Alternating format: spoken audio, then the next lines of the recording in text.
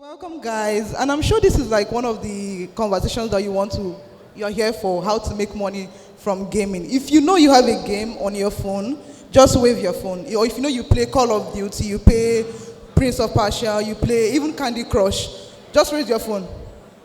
Okay, have you ever made money from it? Do you want to know how to make money from it?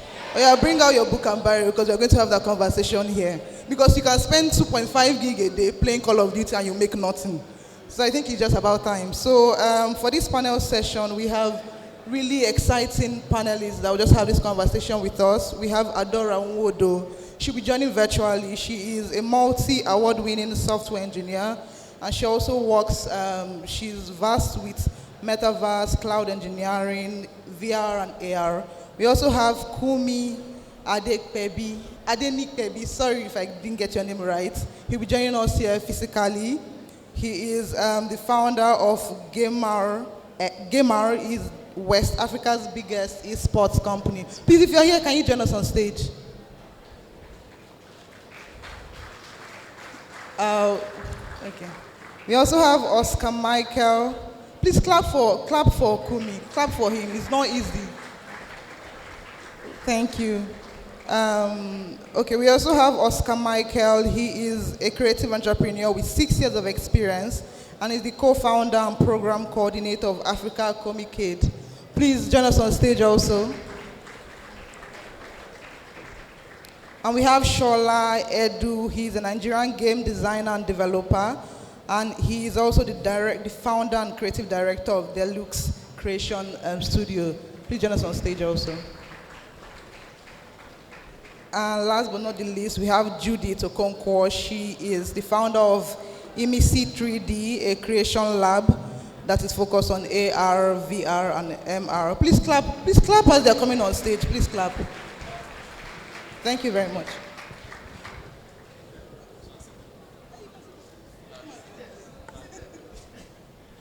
So thank you very much. We're just going to go straight into it. I mean, people are here to know how to make money, so we're just going to be very direct about our answers. So the first question is for you, Kunmi. You have been a major driver of esports in Nigeria, co-founded Gamr. What key monetization strategies have worked for esports in the African market?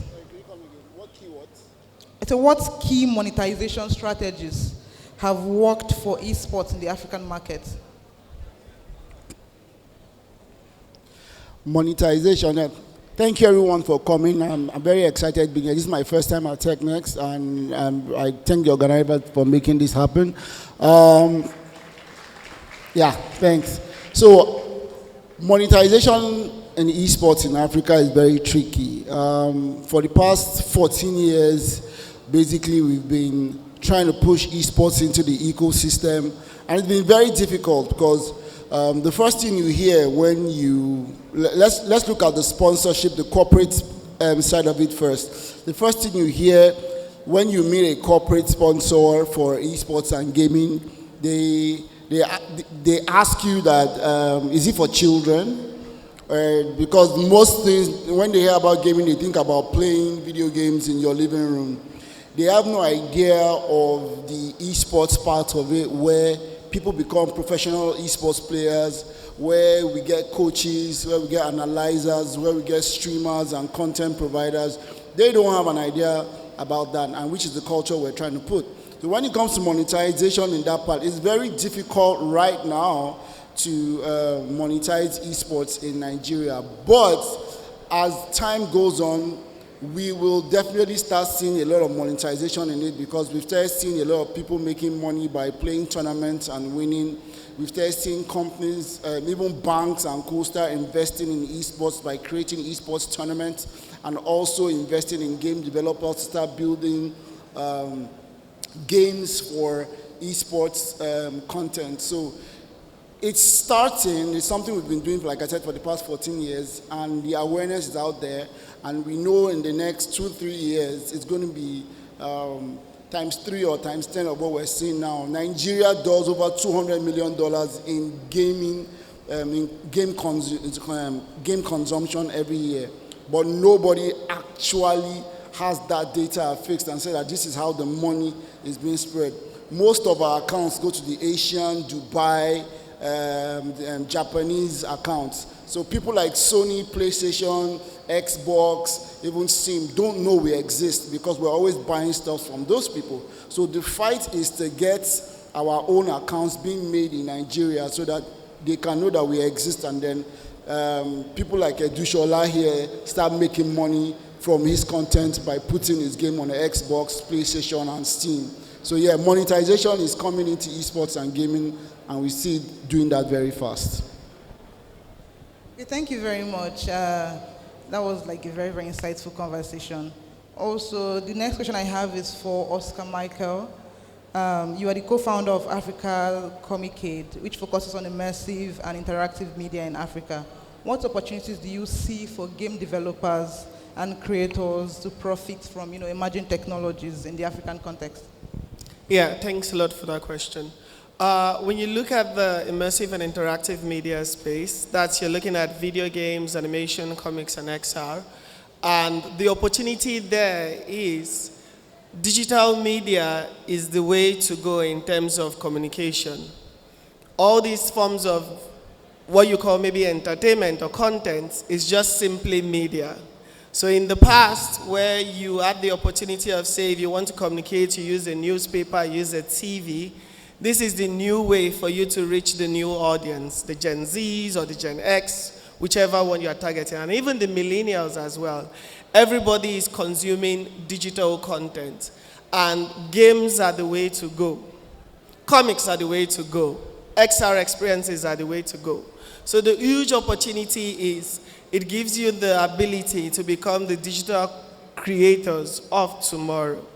And it also gives us the opportunity to tell our own stories. Already when you look at the comics, whichever one you are targeting, and even the millennials as well, everyone knows DC characters. But now in Nigeria, we have characters, we have studios like Comic Republic signing an agreement with Universal to turn all their characters into actual films. This is the power and opportunity for us creators. The world needs new stories. The world needs new content. And people in the diaspora are looking to connect back with their roots at home. So if you have those skills, if you have those stories, it's now up to you to present them in a form that is accessible. And that way you'll be able to create something that is socially and economically sustainable for yourself as an individual and your studio as a business. Thank you very much. Before we continue, I just want to make a quick announcement. Please, if you are at the booth, please can you come back and have a seat, and you can continue what you're doing there after this panel session. You really don't want to miss out, how to make money from gaming. So the next question is for you, Shola. You have contributed to the Nigerian game industry. Nigerian game industry as a game designer and developer. How can aspiring game developers generate income from their creation, especially in a competitive market like this?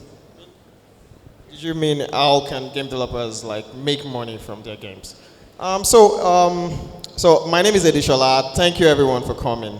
I've been doing this for quite a while, over a decade now. So we've been making games and. Sorry, please, Shola.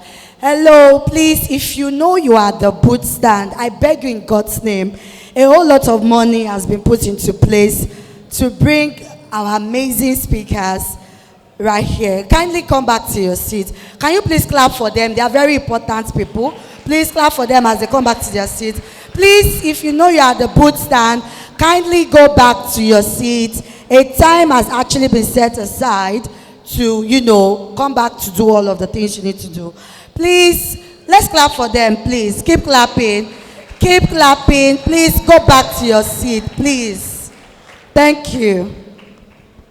Thank you very much. Yeah, so like I said, I made my first game in 2014, and though I didn't have monetization in mind, but I thought about making money from it. But I can tell you there are different ways where you can make money from games. And the most popular one where we all know is from ads. So you can use in-game ads, and there are a lot of ad platforms that you can actually use to monetize your games. We also have in-app purchases, where people can actually buy in-game items, maybe either to progress or to look better. Maybe they buy skins inside of the game. So there are a lot of ways that you can make money. But like the most interesting one is selling your game. You can sell your game even on the Google Play Store. There are a lot of paid games there that people actually pay to buy, and once you buy them, you own them. Also, we have brand placements where you can have like maybe a brand like Technex come and pay us to put your logo in our game, and it's embedded there, so it doesn't disturb anybody. It's just part of the content that is inside of the game. So we have different ones, but I can say the most lucrative one that most developers like to go for is publishers. So people like to work with publishers. So publishers just pay you the moment you make the game. You send it to them. If it passes their benchmark, then they just give you the money. You have your money. Then you can also have a deal whereby maybe you still get paid afterwards. So there are different ways where you can monetize your games, and that's just like so for us, we focus on in-app purchases and majorly ads, like at Deluxe Creation Studios. Yeah. Thank you very much for that. I think Judith is online with us. Judith, are you with us?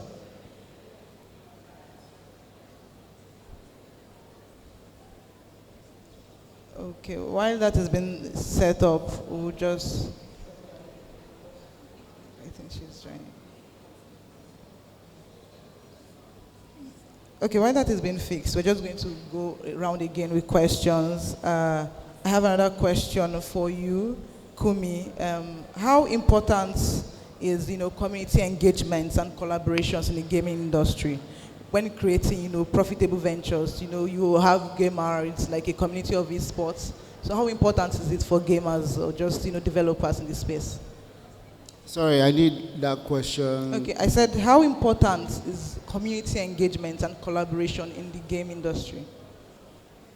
So without the gaming community, I don't think we'll be in existence. So it's one of the biggest things that we at Gamr take to be our number one priority, because community engagement lets you get feedback of what is needed to be done in the community. So before the advent of Facebook, YouTube and co, we've been running tournaments, and it was difficult knowing what the community needed. So I think the only thing we had back then when we started was Naira Land.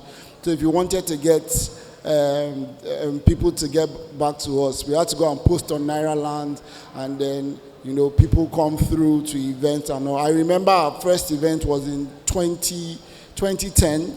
It was on 2008 or 2009. It was on Naira Land, and then we saw 300 and something people come. We were like, wow! And then from there we started knowing that, okay, we started getting information from each person, like, okay, what games should we put in the community?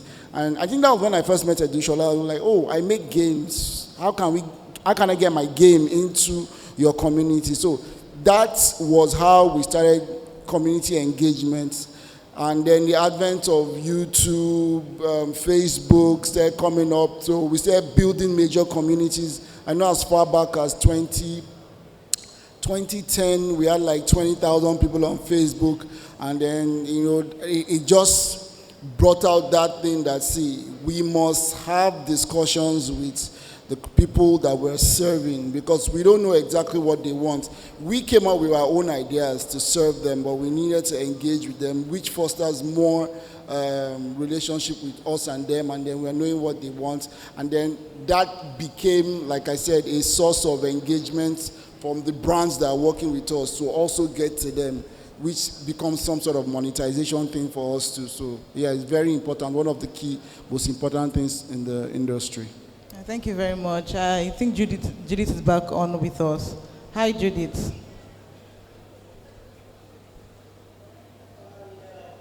Hi. Thank you for joining us. Okay. So the question I have for you is: you established. Can you?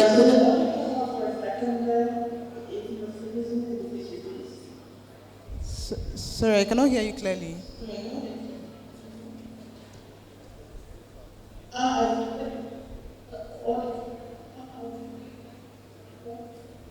Okay, I think there's like a network breakage in I think it's internet connection. Can you hear me now? Yes, I can hear you now. So the question I have is you established MEC 3D.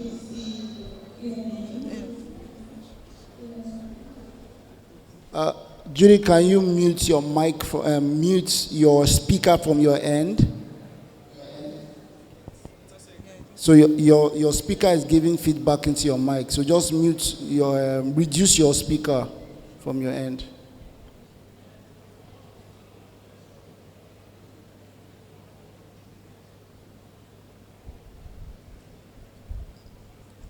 Okay. So the question I was asking is that you established MEC 3D to build the African ecosystem for extended reality technologies. So can you highlight some examples of XR applications in gaming that has the potential to drive profitability?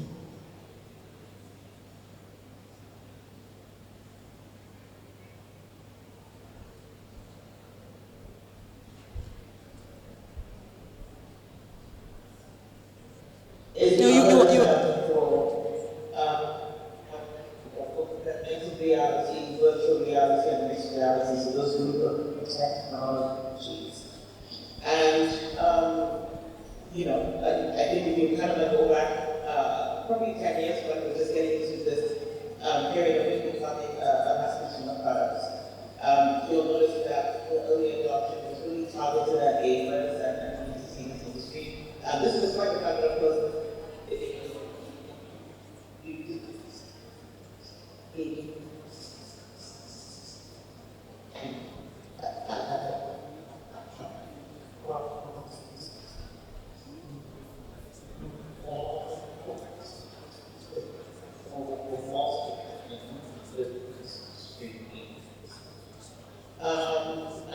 I think when it comes to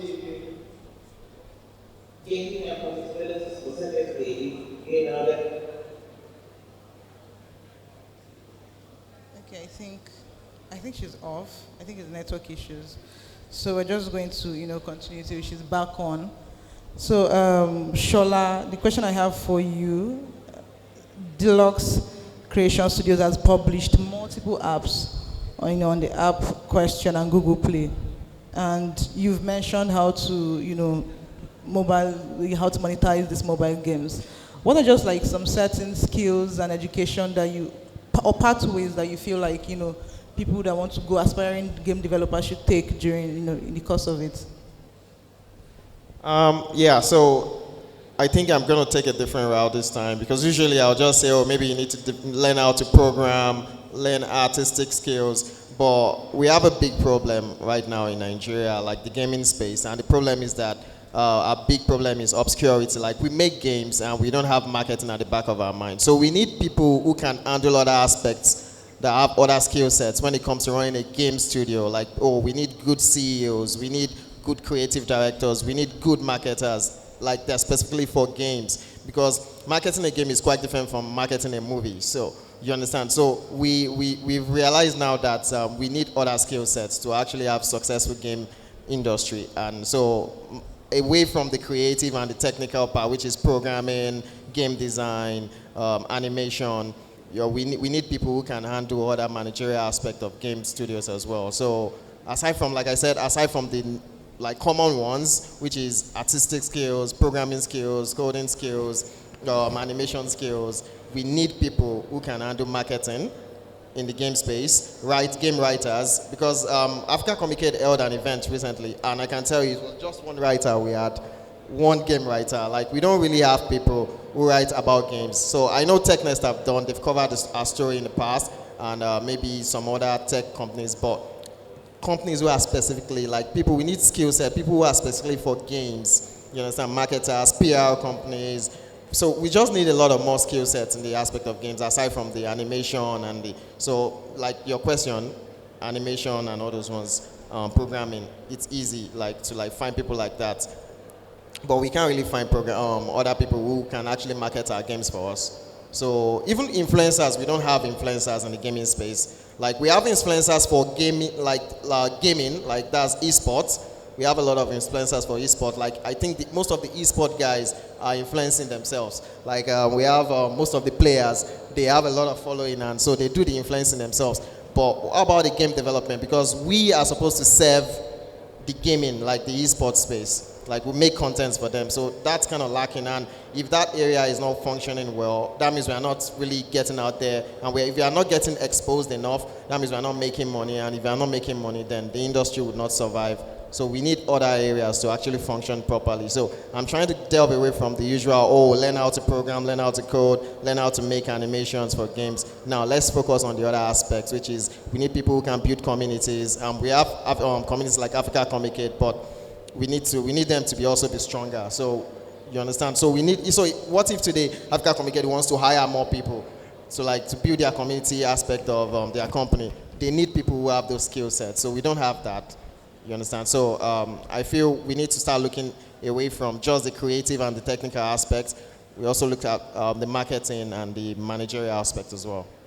Yeah. Thank you very much for that. Next question I have for you, Oscar Michael. Could you just highlight some examples of XR applications in the gaming space that you feel like have potentials to drive profitability? Okay, not just XR, games as well. The key thing of what we do is we try to spotlight the creators. What we do, the people we work with are creators, not consumers. And that's the narrative we're trying to change in the industry. So we already know African youth love games. People play Call of Duty. We have a very strong Call of Duty community in Nigeria and across Africa. Or if it's Apex Legend, or if it's FIFA, or if it's Mortal Kombat. But we work with the people that build their own games, be it African-themed games or not. As long as they're building fun, entertaining content for Africans and the global audience to consume, these are the people we work with. And if you look at the XR space, you do know that a lot of the XR projects out there now are used for exhibitions, maybe to showcase or visualize what has been done. Our biggest success story so far is the company called Swift XR. Instead of it being a person creating XR projects, this is a Nigerian startup that built a platform you as a creative can use to create XR experiences without writing code. So just go to swiftxr.io. It's built by a Nigerian. It currently has about 3,000 users. It has a Canva plugin. It has a Wix plugin, a WordPress plugin. So it allows you to create XR experiences for your websites, for your movies, for anything. And that's really impressive because then we're not relying on foreign technology anymore, right? And then when you look at games as well, studios like Shola Studio, like Dimension 11 and many more are building games that people, not just within Africa, but outside can play and enjoy. And this is what we want to see more of. Thank you very much. We're going to round up very soon. I just want to take questions from the audience. Just 2 questions, a boy and a girl. Okay, yes, there is one girl here.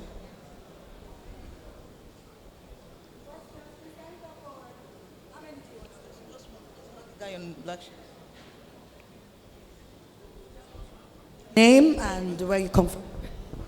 All right, good afternoon, everybody. My name is Olajumoke Oshinowo. I'm from Isolo, Lagos.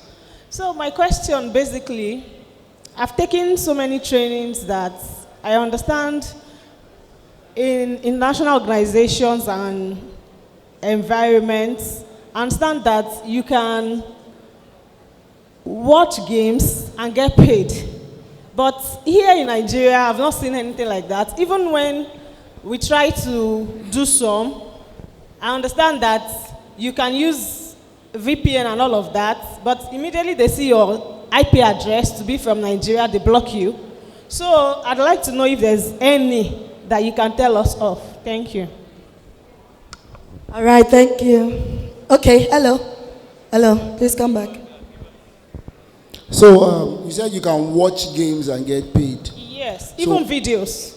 Okay. YouTube videos. All right, so I get that's clicking on content and getting paid for it, pay as you go. Yes. So the reason why you're getting blocked from international companies is because of some NCC rules from Nigeria. That has nothing to do with the gaming space. But yes, you have a couple of places you can do that in Nigeria. I can't sell for them, but if you Google well, there are lots of gaming spaces where you can watch and earn at the same time. And even there's play to earn, not just watch to earn. You can watch to earn, but the most important ones they do in Nigeria is play to earn. So instead of just playing games and just sitting down and just enjoying it, you can play and make money at the same time. So Google play to earn games in Nigeria. From there, you get more information on the watch to learn. So, yeah. All right, thank you so much. Okay, there's another guy at the back on shades. All right, please can you come forward, please? Thank you. Your name, where you come from? Hi everyone, I'm Wale from Palm Grove. So I stay at Palm Grove, yeah.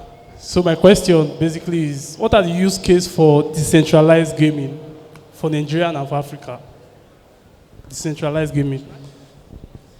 Okay, use cases for decentralized gaming. There is a couple of them, right? But first thing first, the most important disclaimer. You should know that the global video games industry currently doesn't stand for Web3 games, okay? Web3 gaming and Web3 games is driven by another side of the tech industry, not the main global video games industry.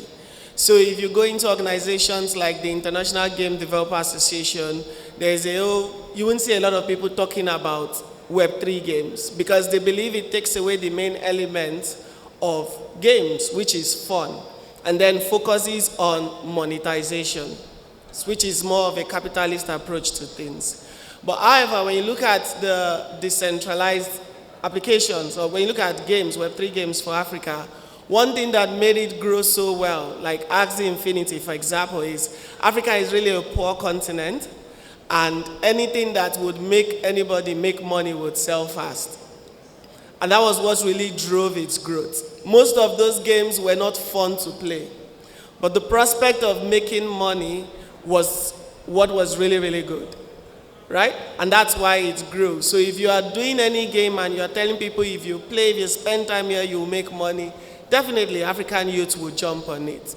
But beyond that, even in the global space, they are looking for more meaningful use for this kind of technology, especially as people are becoming more conscious about the use of energy, which was one big blocker, saying the old kind of technical resources used to run blockchain technology contributes to climate change. And people are looking at using games for education, right? These are the ways the global games industry, the main one, is looking at implementing it. But for the regular Web3 game, it all has to do with facilitating more monetization as well as microtransactions inside the game, which allows money to be used. And don't forget, the biggest problem in our games industry is how do we make money? That's why a lot of the game developers don't have a lot of money, because you guys don't pay for the games you play.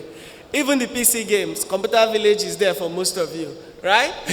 But with Web3 games, there is an incentive for you all to put your own money inside. And then the game developers make money, some few gamers make money, and the ecosystem exchanges money. Thank you. Thank you very much for that. We've come to the end of this panel session. And if you would like to know more about them, you can always meet up with these speakers, and get to learn more about you. You have more questions to ask, you can always ask them when you meet them, outside this hall. Thank you very much once again for having this panel session with me. I hope you guys learned a lot.